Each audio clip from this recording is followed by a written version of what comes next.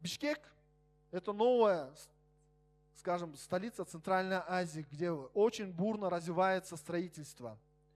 Мы также наряду, как с другими странами, с другими столицами, как, например, Ханой, Манила, Мумбаи, да, мы имеем полную возможность развить нашу страну, наш именно отрасль строительства в том ключе, который сейчас есть в парадигме в мире, а также у нас.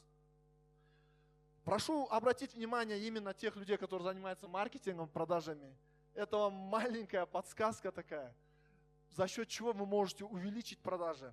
Также я и сам лично ознакомился и был на открытии заложения капсулы Royal Central Park.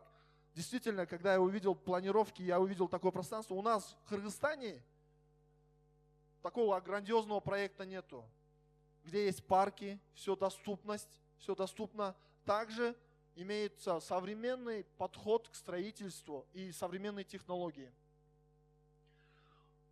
Все мы знаем, что мы одна из лидирующих городов, Бишкек, по строительству Центральной Азии, по темпам строительства, по количеству сдаваемых площадей. Еще тут, учитывая тот факт, что у нас госипотечная программа тоже строит, мы смело вырываемся в лидеры в Центральной Азии.